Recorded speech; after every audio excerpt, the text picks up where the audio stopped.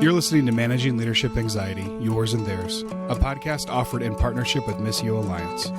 Each episode, we discuss internal and relational pressures, how they block effective leadership, and how we can move through them to a greater health. And now your host, Steve Cuss. Hey, friends. So longtime listeners, you guys know that when I started this podcast, I opened up a spreadsheet and I think I had 70 names of people that I would hope one day would be able to come on the show. And today's guest is one of those people. I think it was 2006. I was sitting at a phenomenal conference addressing what the church can do about the global AIDS crisis. And Rick Warren at Saddleback hosted that conference. Amazingly, back then, the young junior senator from Illinois, Barack Obama, was there to speak. Bono spoke. Bill Gates spoke. It was crazy. And my guest today, Rich Stearns, spoke. Rich is currently the president emeritus. As an Aussie, I never know how to pronounce that second word, but I think that's right, of World Vision International.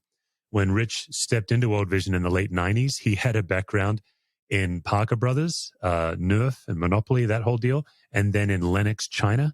And then to really get Rich experience to World Vision, he also did a stint early out of his MBA Wharton degree. His early stint was in deodorant. So part of Rich's absolute great story is this journey that God led him on and just how phenomenally quickly he got deep into World Vision. So Rich, 20-year stint as the president of World Vision.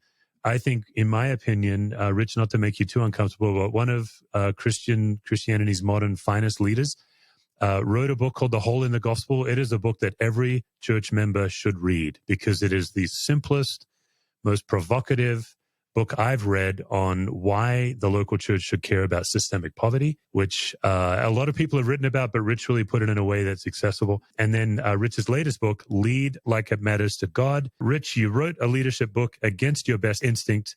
Welcome to the show. Tell us why you wrote a leadership book. Well, thanks, Steve. You know, I'm a big believer as an author that you should only write about things you know something about, and I think sometimes people write books about things that they have no business writing about, but they have the hubris to think that they can do it. And so my first three books that I wrote were really about poverty and justice issues. And I felt like I knew something about that because when I wrote the first book, I'd had 10 years at World Vision and probably 1.5 million air miles under my belt traveling the world and trying to understand poverty and trying to work with communities to overcome poverty and injustice. And so I felt like I had a story to tell and important things to say. And so I retired from World Vision about 2 years ago after 20 years as their CEO.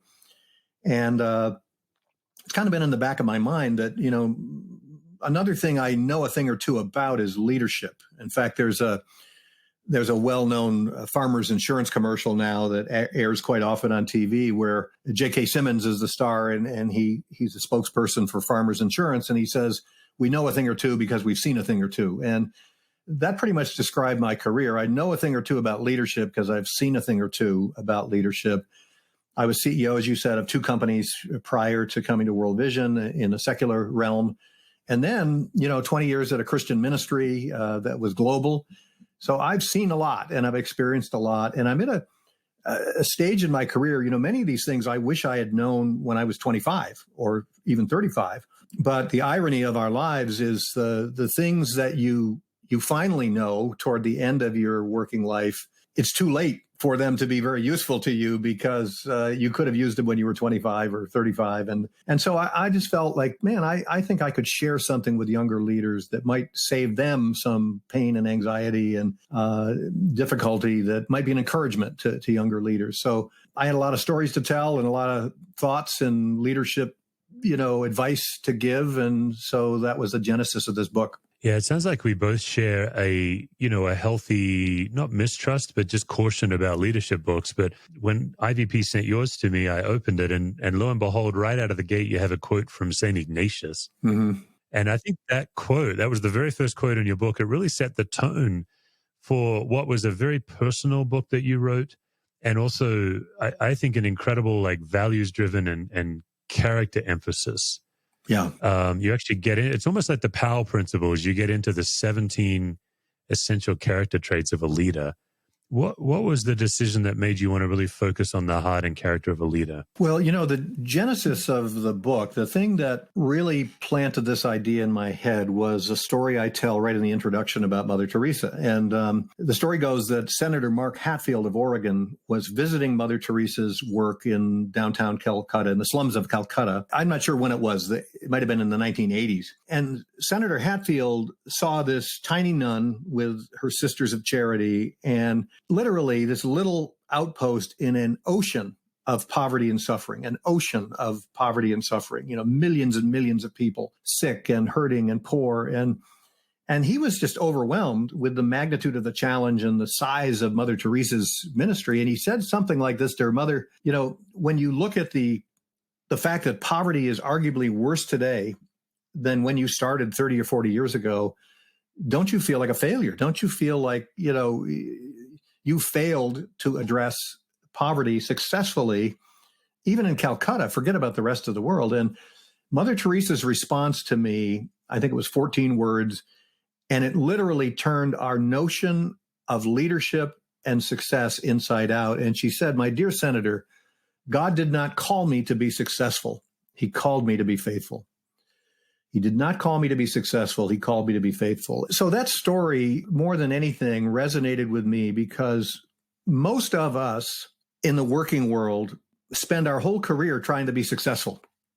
We desperately want to be successful in whatever our field is: medicine, law, academia, school teacher, hospital administrator, nurse. We want a successful career. But if you read scripture, I don't find anywhere where the Lord tells us he wants success to be our goal, right? He wants us to be faithful to our values, faithful to our relationship with Christ, but not successful. He's not. And in that introduction, as you know, I imagine the day that I will stand before the Lord someday, and I will have to give an accounting for my life. I think scripture tells us that. And try as I may, I cannot imagine God being impressed that I increased the market share of Lennox China from 26% to 45% in 5 years, or that I became the CEO of Parker Brothers Games when I was 33. None of that is going to matter to God. Yeah. What he's going to ask me about is, what kind of ambassador were you for me? How did you care for the people around you in your workplaces? People made in my image whom I love. How did you treat them? How did you care for them? Those are the things, and those are ultimately a leader's character, right? A leader's character, and a leader's character is made up of values. You mentioned 17 values, things like integrity and forgiveness and humility and courage and perseverance and encouragement. And those are kind of character traits, quality traits that comprise what I would call the Christian character of a leader. So that's the long answer to a short question. No, it's a great answer, Rich. And, I think part of what makes your story so fun for the rest of us who watched it is if I recall, Rich, your first so-called mission trip was as the president of World Vision, because, you were raised like nominally religious, but it was your wife who, before she was your wife, kind of strong-armed you into grappling with Jesus. Like you're actually on a blind date with this lady and she pulls out the 4 spiritual laws. It's a great story. You write about it in your book. So you're a late believer, you're doing your MBA at Wharton when you come to faith, and you had this incredible career. So then you step into World Vision. Am I right that your very first technical global poverty trip was as president of World Vision? Yeah, I had never been to Africa. I had never been anywhere to really see extreme poverty. And 60 days after I left the boardroom at Lennox, they put me on a plane to Rakai, Uganda, and dropped me into ground zero of the AIDS pandemic. And I was just overwhelmed. I mean, I know you talk a lot about anxiety. Talk about anxiety. Yeah. I was literally in a job that I had no credentials to support me in that job. I knew nothing about global poverty, knew nothing about Africa. I'm not theologically trained, so I didn't have a theology degree or an MDiv. I'd never done any fundraising, and World Vision had to raise $3 million a day, 365 days a year to support the work. And here I am. And the only thing I knew is that I just felt deeply that for whatever reason, God had called me into this job, because there was no other way to explain it. And it was like, Lord, help me. I don't know what to do, where to start. And unless you've made a huge mistake, you're going to have to show up for me and help me through this. And so that's kind of how it began, with quivering knees. Yeah. So can we just pause there in Uganda? Your first ever experience was Uganda. I've not been to Uganda, but I've been to Kenya several times in several parts of Kenya, like even right up to the Uganda border. It's very similar. You're talking about some of the most grinding poverty you can see anywhere in the world. You're talking about on the same level as a Haiti or an India. So you're there 60 days in. What kinds of things are going through your head as you are leading an organization while at the same time having to, just on a personal level, grapple with grinding poverty? What kinds of things were you saying to yourself? Well, the other uncharitable thing that World Vision did when they sent me there is they sent a camera crew with me to capture every tear, every emotion, every facial expression as I encountered, really for the first time in my life, human brokenness on a scale that I couldn't imagine. And, Rakai, Uganda, it was at the height of the AIDS pandemic. And Rakai is a district of Uganda. I don't know what the population is, but my first stop was to meet these 3 orphaned boys. They'd lost both of their parents to AIDS, and they were living alone in a mud hut with no other family, no adults in their lives. And the oldest boy was 12 or 13, and he was now the man of the household, raising his younger brothers, literally with the gravestones of their parents right in front of their mud hut where their parents had been buried. And I just was devastated to meet these 3 boys. And then I was told there were 60,000 more just like them in Rakai, 60,000 more orphans. And then that there were 13 million of them across Africa because of AIDS. And so I was just broken. I mean, weeping and crying and going back to my hotel and weeping. And, the founder, I get emotional even now talking about it, but the founder of World Vision had this famous prayer from the 1950s. He said, "Let my heart be broken by the things that break the heart of God." And man, was my heart broken on that trip. And I think what World Vision staff understood is we got to break this guy's heart,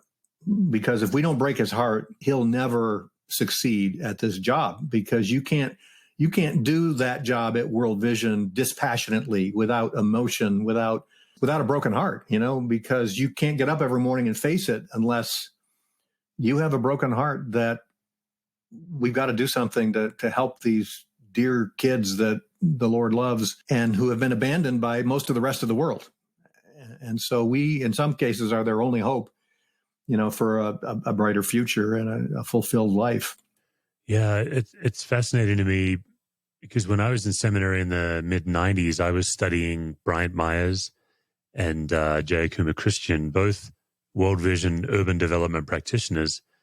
You guys were way ahead of the rest of us on systemic poverty, community development, asset-based community development. Some of these fundamental kingdom-driven ways that go way beyond charity, way beyond white savior complex. Mm-hmm.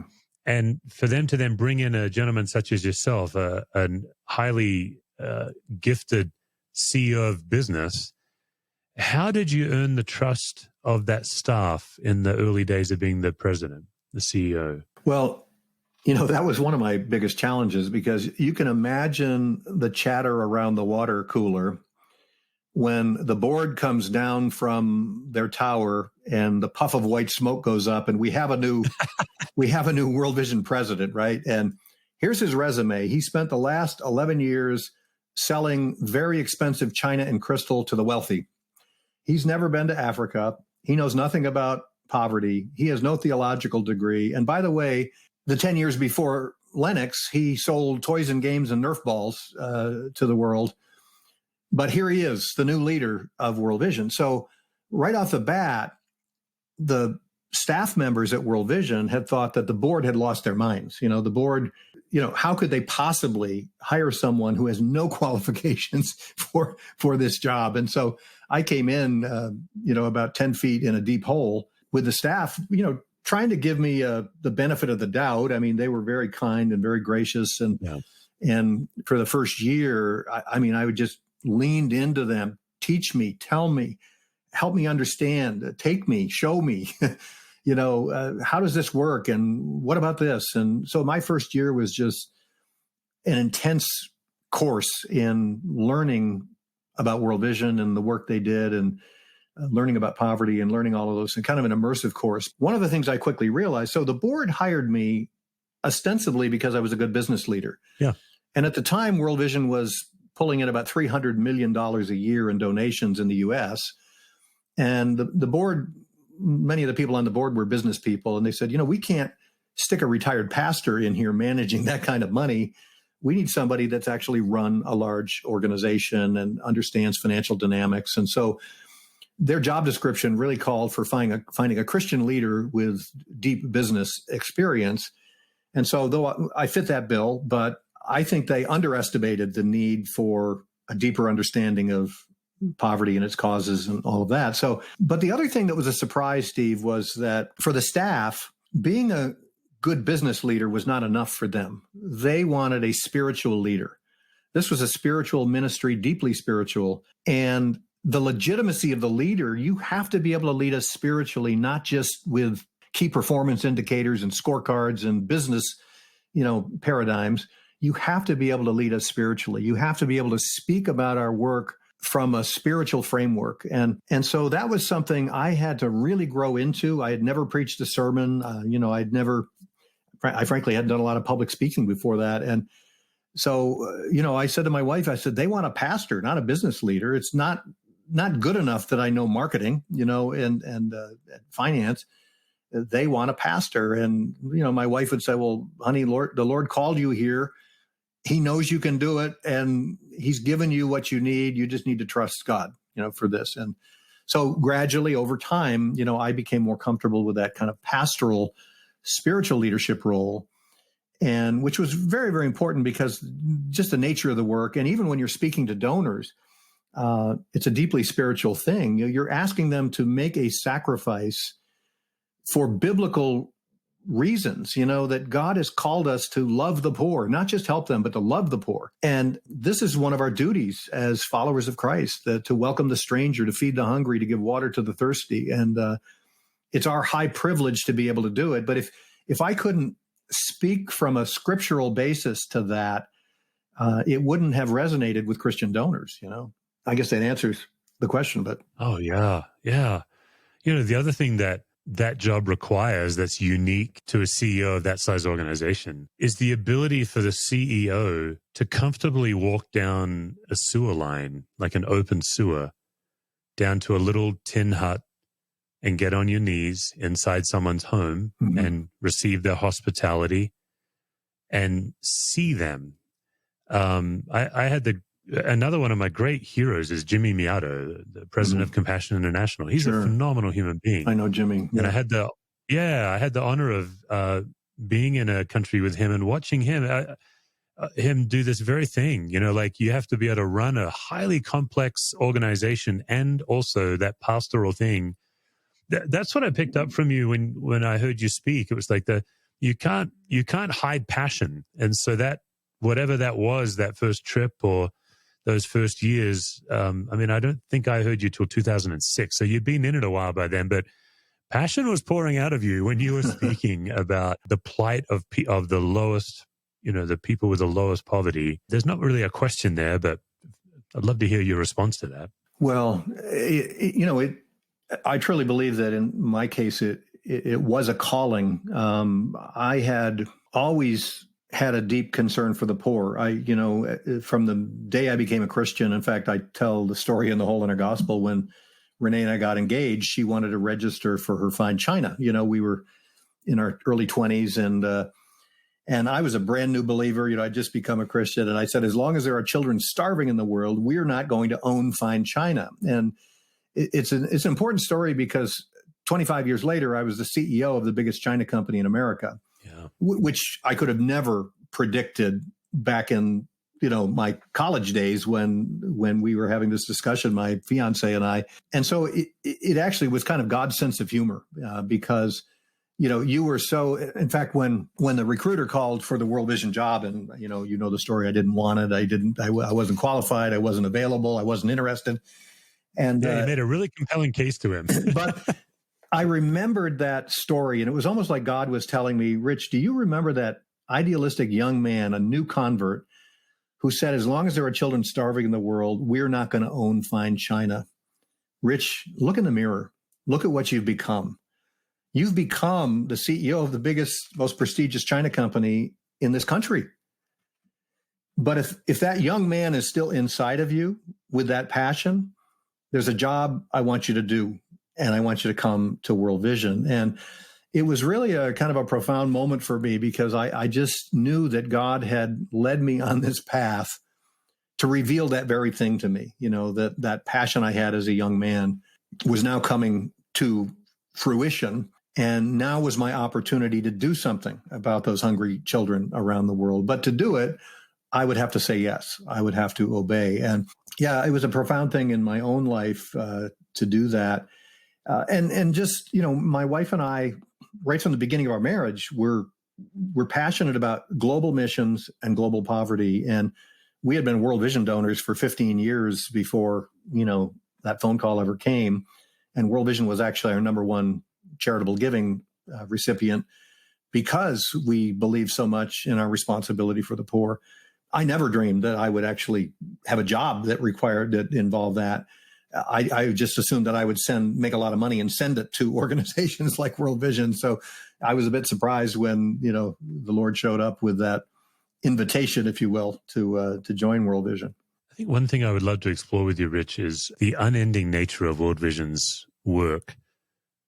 I think a lot of faith leaders feel this same pressure, but I think people like you guys in Compassion and World Relief, like, it really is true. I remember the early numbers were World Vision. You guys were taking care of 100 million children. I don't know what the current number is. How accurate is that number? Well, I think we estimate that it's hard to get hard numbers, but we estimate that well over 100 million people a year benefit from the ministry of World Vision. That doesn't mean we have 100 million sponsored children, but for every child that's sponsored, there are, you know, at least 5 other children that receive benefits. And of course, everyone in those communities, when you drill a well in a community, it doesn't just benefit a sponsored child, it benefits all of the people who live in that community. So, but yeah, we're in 100 countries with more than 40,000 full-time employees who are experts in their field. And so it's, most people don't realize it, but I mean, World Vision may be the largest Christian organization in the world. That's not a denominational organization, maybe the largest parachurch organization in the world. And if not the largest, it's certainly one of them. Yeah. So let's say it's, just for round numbers, 100 million people. And there's a significant percentage of those 100 million that literally it is life and death, whether World Vision is able to help them or not. Mm-hmm. I think a lot of leaders feel the pressure when your job is unending. I know for me as a local church pastor, it's very difficult for me to come home and say, well, my work is done, because it's just, there's an unending nature of it. I always have great respect for people who are in more of an acute anxiety situation where it's grinding poverty or it's domestic violence, you know, these categories where the unending nature has a high risk involvement. What was it like for you in the early days of being the CEO to be able to work at a pace that was sustainable when your job is somewhat unending? You know, that's an important question. And I address this in my chapter in the book on balance, because the first 2 leaders of World Vision were fired by the board of directors. Yeah. The first leader, Dr. Bob Pierce, was the founder. And I met one of his elderly board members, former board members, when I started at World Vision in 1998. And he had known Bob Pierce in the 1950s and served on the board. And he described him as a psychotic for God. Now, I don't know if that's the right psychological term, but he was so driven by this vision of helping the poor and this commitment to helping the poor that he literally sacrificed everything else in his life, his family, his children. One of his daughters committed suicide. His marriage fell apart. He became estranged from his family. He got into substance abuse. And in 1967, the board of directors fired him. They fired the founder of the organization because he was so erratic. His leadership style was so chaotic. He was so driven that he was actually destroying the organization he'd created. And under the theory, don't get mad, get even, after he recovered, he had a a couple of years of, sorting out his, you might call it a nervous breakdown back then, he started Samaritan's Purse after that. And of course, Samaritan's Purse has grown to be one of the great big humanitarian organizations. So Bob Pierce, I mean, God used him despite all of his flaws and to start two amazing organizations. His lack of balance in life destroyed a lot of other things in his life and other people in his life. And then his successor was Stan Mooneyham, who served at World Vision, I want to say, for 11 or 12 years. And he ended up getting fired by the board for, again, kind of marching off the map and doing things that, were maybe unacceptable, making financial decisions that were unacceptable, taking risks that were unacceptable. So when I was hired, the board warned me. They said, be careful. This organization has a way of destroying its leaders. And we want you and your family and your marriage and your kids to be happy and healthy and safe. And if you lose your marriage, if you lose, your relationship with your kids, you're probably not going to be working here anymore either. So, mind your family. And even for some of those years when they did my performance review, they would include my wife in the performance review to say, is he home enough? Is he traveling too much? Is he getting enough time with the kids? And, what's his scorecard look like at home? And so I would say the first couple of years, I really struggled with that because there were so many countries I had to visit and so many places that I had to go and learn. And my wife finally laid down an ultimatum. She said, we can't live like this. Your children need a father. I know that the children of the world need help, but it's not fair to make your children compete with children that are dying around the world. And she said, I don't know how you solve this, but you're their dad and you have to solve it. And so I started working really hard on, okay, how can I limit my travel? How can I send other people to certain meetings and certain destinations? Do I have to be in every place? And, I say in the book that for a workaholic, working for a Christian ministry is like working in a bar for an alcoholic. It's like everything I'm doing it for the Lord. So it justifies any bad behavior I have or any tendency to overwork or, be a workaholic. It's so easy to justify. When I was selling fine china, it was hard to say, honey, if I don't show up at work, and work 12 hours a day, women are going to have fine china crises in their lives. And they're not going to have the china they need for Christmas dinner. And it's like, yeah, really, but when lives are at stake, it's kind of a different story. So I had to find a balance.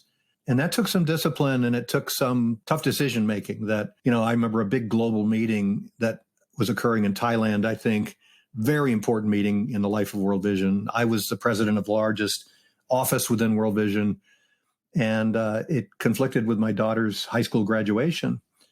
And I agonized over it. And I finally just said, I'm not going to the meeting. I'm going to go to my daughter's graduation. And I sent another delegation of several people that went and represented World Vision, and they did great. They were gifted, talented people. They could handle it. They didn't need me. You see, it's arrogance when we say the Lord can't accomplish his work unless I'm there. And pastors fall into this a lot, I think, because I've known pastors that attend every committee meeting of every church committee, and they've got their board meetings, and they're going every night, and they go and visit the youth programs, and they go and visit the elderly in the hospital and the sick, and they can justify it under the banner of, well, hey, I'm doing it for the Lord. But the Lord also gave you a family and gave you friendships and other relationships that are also important in your life. And you've got to find a way to achieve balance. Because if you don't, if your life is really unbalanced, you're headed for a train wreck in your life. I think I say in the book, you're trading short-term gains for long-term tragedies in your life. Yeah. And you mentioned pastors. That I think there's something unique about getting up on a regular basis and monologuing for 30 minutes or so and everyone watching and saying, thus saith the Lord, that makes you believe you're more essential to the kingdom than you really are. And there is something wonderfully liberating about being an interim, regardless of your actual role, just realizing that the baton was handed to you, you'll pass it on one day, and God will continue to move.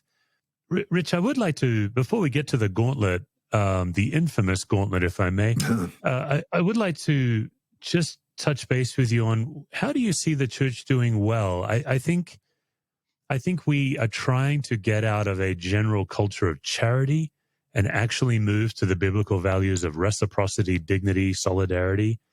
What do you see that's going well, and what would you like to see the church doing much better at as it relates to global and systemic poverty? Well, I think, first of all, Steve, you and I were talking about this before the podcast started, that the church has to realize that tackling issues of global poverty is incredibly technical. It requires a great deal of experience, cultural awareness you're working in another country, and a lot of skill sets. Starting a microfinance loan institution to give loans to the poor, you have to have all the skills of a bank. You have to understand poverty and how do you get your loan repayment rates to be acceptable in a microfinance institution when you're working with destitute people who may not have the money to pay back your loan. If you're working nutrition, you need to have nutritionists. If you're working on combating HIV and AIDS or malaria, you need medical experts and public health experts.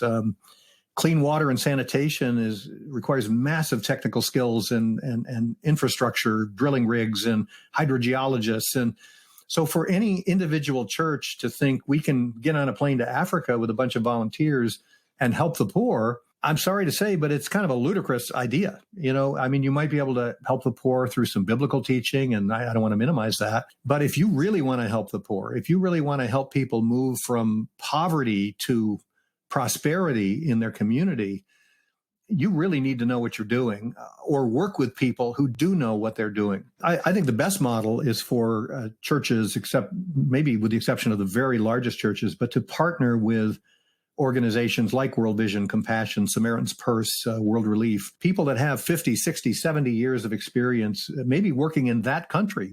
Yeah. Let's say it's India or Costa Rica or Guatemala, people that really know the culture, really know the issues, the laws, the pitfalls, where the landmines are hidden, in the culture, and people that have the technical expertise and find a way to partner with them and use their expertise. As I said to you earlier today, if a church was going to build a new sanctuary, they wouldn't just tell people to show up with some tools on Saturday. They would hire an architect, and there'd be a whole planning phase. And then once the architect plan was approved, they'd hire a general contractor who would then bring in the plumbers and the electricians and the acoustical experts and the people that make pews. And, all of those technical specialties would have to be brought to bear at just the right moment in the construction of the church. And yet every church in America would do something like that. But when it comes to helping the poor, they think, well, we'll just get a bunch of volunteers on an airplane and we'll go over for a couple of weeks and we'll help, And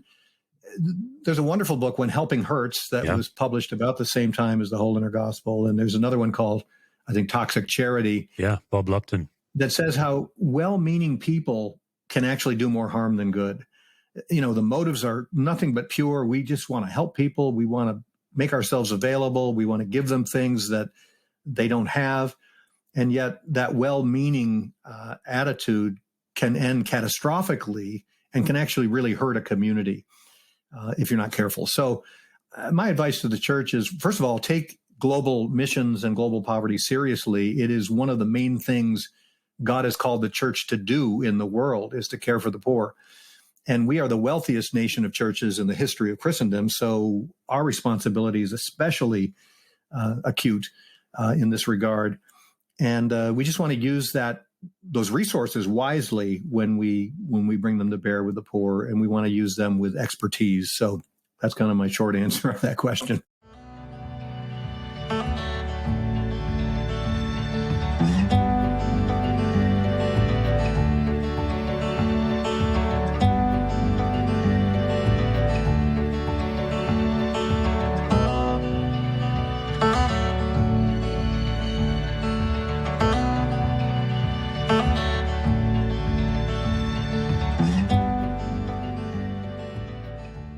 Folks, I'm just going to say it every week. So, those of you who have that +30 button on your podcast and you're tired of it, now's the time. However, if you've been listening for a while and you haven't done anything about it, then don't skip over this. Maybe this is the day you actually do something. The fact is that if you want a different encounter with God and if you want a different relationship to leadership, pressure, and anxiety, you have to do something different this year than last year.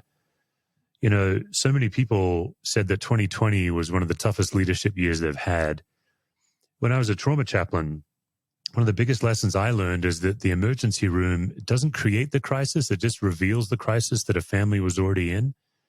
So when someone had come through on a gurney that had a car accident and then a minute later their family shows up, whatever condition their family was in before the car accident, that's the condition that gets exposed by the car accident. I hope that makes sense to you guys. So if you came out of 2020 running on fumes, I'm not blaming you. I'm not saying you're doing something wrong. I'm just saying 2020 did not create your soul condition. 2020 exposed your soul condition.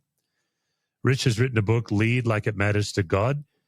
His primary focus is on leadership under the surface, character, spiritual connection to God. In fact, his wife kind of chided him because once he got into his 17 traits, the first 2 traits are like sacrifice and things that you don't necessarily want to read about as leaders. Rich, before we get into the gauntlet, let's pull one of them, trust. You talk about, out of the 17 characteristics, let's just talk about trust. What do you mean by trust? Why is it so vital in leadership? Well, I think as believers, if we've surrendered our life to Christ, and my first chapter is surrender, that every leader, every Christian needs to first surrender, not my will, but thy will, Lord, thy will. And I talk about surrendering our ambitions for Christ's ambitions for us. So right there, it's a very liberating and freeing idea that I am wherever I work. I don't care if you mow lawns or you're the CEO of a Fortune 500 company. You're there to serve Christ, and you've surrendered your career to Christ. Let the chips fall where they may. Let him do with me as he pleases. I'm here to serve. And I think if you start with that attitude, then the next step is I have to trust him. Now that I've surrendered, if you surrender everything you have to someone, marriage is a good example. You have to trust that person. You know, that if you surrender everything you have to your spouse, you that's a trust relationship. And so we need to have that trust relationship with the Lord, and that when things are going badly at work, we still have to have that trust. You know, say, Lord, this is a funny story. I used to have a company car at Lennox, a nice car. I drove a Jaguar. And what we said, those of us that had company cars, it was a great benefit and the company paid for everything. But when the car broke down, it was like, hey, I'm sorry, but your car broke down. So you need to get your car fixed, Lennox. Yeah. It wasn't my car broke down and, oh no, I've got to fix the car. Well, it's a little bit like that in our career. Like, Lord, if my career is going badly, like, well, you put me here, Lord, and your servant's career broke down here, and I've already surrendered everything over to you. So what do we do next? Where do we go from here? But it's kind of trusting the Lord that it doesn't all depend on you, and the Lord will show up. If you're faithful, the Lord will show up. And as you know, I've been fired twice, but the Lord was faithful through those periods. I came out the other side. You were fired twice in 12 months. Yeah. You got 2 firings in a year. That's hard to do. And it's one of my great resume accomplishments. And so trusting the Lord is just really important. That, we talked about when I came to World Vision, not knowing anything. It was like, all right, Lord, you put me here. All I have to do is do the best I can do. I used to tell my kids, all you can do is the best you can do, right? All of us have weaknesses, short suits that we don't have very many face cards in those suits. And we're all flawed. And we just have to trust the Lord that, hey, look, Lord, you know who I am. You made me. You got to compensate. Help me compensate for these things. So all we can do is the best we can do. And what I did at World Vision in that moment is I just put one foot in front of the other and say, I'm just going to keep moving, keep doing the best I can do.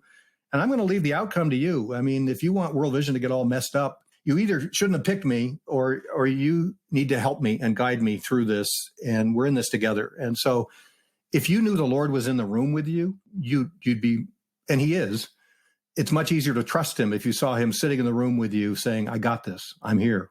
I know what's happening to you, and I'm in it. Yeah. Just do the best you can. Be the person I've called you to be. Yeah. And that relieves a lot of anxiety. All right, Rich, speaking of anxiety, I can see the fear in your eyes. You have been postponing the gauntlet since we first met, but I think it's time you face it like a man. So first question, anxiety, obviously my field is chronic anxiety, which unrelated to PTSD. Obviously in World Vision, you do a lot of work with actual trauma. that chronic anxiety is based on false belief and false need, something we think we need that we don't really need. So for me, like I'm a chronic people pleaser. I always like to know the answer. When chronic anxiety first shows up, it's often physiology. So for you, would it first show up in a spinning mind, a racing heart, or a tightening gut? What would you say for you? Probably a spinning mind. When I'm confronted with something that is anxiety producing, I'm I'm like a rat trying to find a way out of a maze. It's like, what do I do? What about this? What about this? What about that? I try to logic myself out of it. What are my options? What are the possible solutions? I try to process it that way, and it helps me make sense of it. And making sense of it lowers my anxiety, So that's probably spinning mind. Yeah. Okay. And then often it's common for leaders that there are certain situations we just know they're going to generate anxiety. Like for a pastor, it's somebody emailing and saying, hey, we need to meet, but you have no idea what they want to meet about.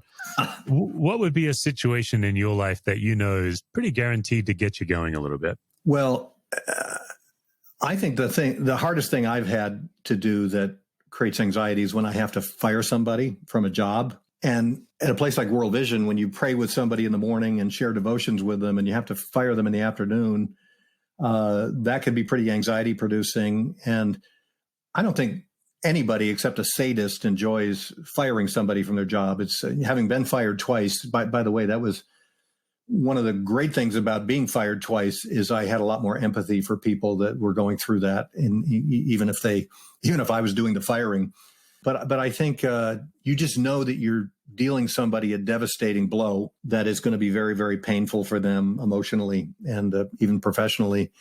And sometimes it has to be done. And, I sometimes use the metaphor, and I share this in the book, that sometimes a plant needs to be repotted, right? The plant was flourishing and then it no longer was flourishing, and maybe it's root bound and it just needs some new soil in a different place or a bigger pot. And so I like to think that when you are forced to terminate somebody because they're no longer able to do this job because of some situation or changed circumstance, hopefully you're sending them to a place where they will flourish, but they had to get through this tough thing first. And then there's something on the other side of that difficulty, but it's never easy to face somebody and say, I'm very sorry to tell you that I have to terminate your employment today. Yeah. You write very movingly in this book about your upbringing and your alcoholic dad and single mom, and just some of the brokenness that happened. Part of family systems theory is the simple idea that we bring our family of origin into the workplace, whether we want to or not. What would be one trait that would be a real asset that's been handed down to you? And then what might be a trait that's been a liability in your leadership? Well, the asset would be a funny way to call it an asset, but my family was so dysfunctional. Alcoholism, my father had 3 marriages, 3 divorces, 2 bankruptcies, evicted from our home. My father never finished the 8th grade. My mother never finished high school. So I set out as a goal in life to be everything my family was not. So no education. My parents had no education. I have 2 Ivy League degrees. My father had 3 divorces. I've been married 46 years to one woman happily. We had a chaotic, crazy family. We had 5 children and a dog named Snickers and a minivan. And I tried to build the best family life I could, in that. My father was a business failure. I've been a CEO in multiple companies. So ironically, it was the dysfunction of my family that drove me to not become my father, and I know a lot of men feel just the opposite. They feel pressure to become their father, or their father's going to be disappointed with them if this or that. And a woman could feel the same way about a father or a mother. But so it actually, in kind of a perverse way, it motivated me to do the things I did in my career and my educational life and my family life. I think on the negative side, I never got away from that sense of financial insecurity that our family, when the bank forecloses on your house when you're 10 years old and you're evicted, and then you spend the next few years moving from apartment to apartment, you feel very insecure, very insecure about money. And my wife will tell you that even when I was the CEO of Lennox, driving a Jaguar and making a lot of money, I wouldn't let my kids order a soda when we went to McDonald's for lunch, because a soda was $1.50 times 7 of us, there are 5 kids and 2 of us. I used to say you could sponsor a child at World Vision for that amount of money, and you can drink water, or we would go to the movie theater and we'd get one big drink, the 48-ounce drink, and we'd ask for 6 courtesy cups, and we would sit there and pouring the Coca-Cola into these 6 tiny little cups they gave us for free. But anyways, financial anxiety was, so leaving my corporate career and taking a big pay cut to come to World Vision was really anxiety producing for me, because I had to trust. I had to trust, Rich, I'll take care of you. Just obey, be obedient. Don't worry about the money. I got this. That's really great. I think a lot of leaders deal with an inner critic. All leaders face criticism, but sometimes it's the voice inside our head that can be the hardest to shake. What would be a common message that your inner critic would send to you? I think, like a lot of people, throughout my career, there have been moments when I felt way over my head. And I've already described how I felt at World Vision, way over my head, out of my depth. Being the CEO of Parker Brothers at 33, it's like, whoa, how did that happen? Way out of my depth. Don't have the experience for this. And just the way I've dealt with it is, as I described, that, Lord, I'm out of my depth. I need help. And that kind of comforting message, like, I'm with you. I know what's happening in your life. Just do the best you can, do the best you can. I've given you certain skills and gifts, use them. And then let the chips fall where they may. So, I think that my inner voice more than once has said, I'm not up to this challenge. Mm. The final question is, John writes in 1 John that perfect love casts out fear or displaces anxiety. It's hard to be in the grip of anxiety and in the grip of being loved at the same time. So when in your life do you feel most fully and completely loved? Well, I'd have to say when I'm doing a podcast with someone like Steve Cuss. Steve Cuss. Actually, I have 6 grandsons now.